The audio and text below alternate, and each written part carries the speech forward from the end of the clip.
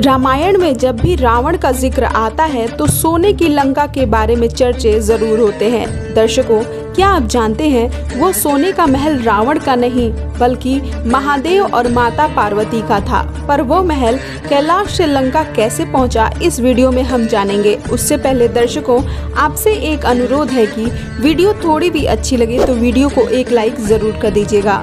यह बात तो हम सभी जानते हैं कि लंकापति रावण महादेव के बहुत बड़े भक्त थे। रावण ने महादेव को प्रसन्न करने के लिए बहुत तपस्या की और अपने 9 शीश अर्पण कर दिए। अंततः महादेव को आना ही पड़ा। जब महादेव ने रावण से वरदान मांगने को कहा तो रावण ने कहा कि हे महादेव, मुझे वरदान देना ही है तो यह दीजिए कि मैं आपका सबसे बड़ा भक्त कहलाऊं। इस प्रकार रावण महादेव का सबसे बड़ा भक्त बन गया। रावण के मन में सदैव यह इच्छा रहती थी कि वह महादेव के लिए एक भवन का निर्माण करे, पर कैलाश पर भवन का निर्माण तो असंभव था, क्योंकि महादेव तो ठहरे वैरागी। उनके लिए महल हो या श्मशान दोनों एक जैसे। पर माता पार्वती को अपने परिवार के लिए महल की जरूरत पड़ती थी। माता पार्वती के बहुत कहने पर महादेव महल बनवाने के लिए तैयार हो गए। अब सवाल यह था कि महल कैसा होना चाहिए। इसलिए कार्तिकेय और गणेश जी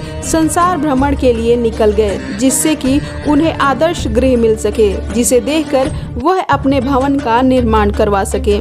भ्रमण करते करते वह बहुत थक गए थे, इसलिए कुछ देर महर्षि वशिष्ठ के आश्रम में रुके। वशिष्ठ जी ने बताया, आपको उत्तर दिशा की ओर जाना चाहिए, शायद उधर आपको आदर्श गृह मिल जाएगा। गणेश और कार्तिकेय उत्तर दिशा की ओर जा ही रहे थे कि उन्होंने देखा नीचे एक शिव भक्त शिवलिंग के सामने एक भवन की प्रतिकृति लेकर बहुत उदास बैठा है। जब नीचे उतर के देखा तो वे तो दशानन थे, जो भवन की प्रतिकृति को नदी में प्रवाहित करने जा ही रहे थे।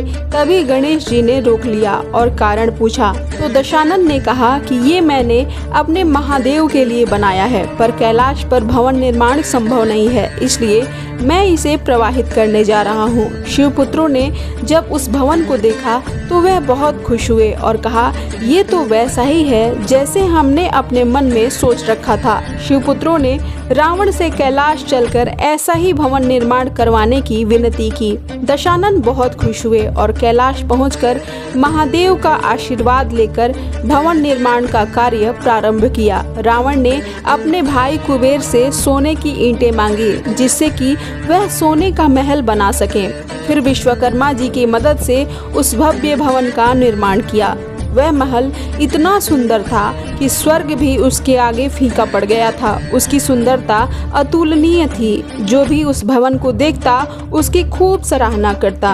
अब रावण ने महादेव और माता पार्वती को गृह प्रवेश आरंभ करने के लिए कहा और यह भी कहा कि आप अपने सगे संबंधी को भी बुला लीजिए, जिससे कि गृह प्रवेश शीघ्र ही आरंभ हो जाए। सभी लोग उपस्थित हो गए। गृह प्रवेश की पूजा भी आरंभ हो गई। आपको बता दें, भवन निर्माण से पूर्व और निर्माण के पश्चात जितनी भी पूजाएं हुई थी सभी दशानन द्वारा ही संपन्न हुई थी।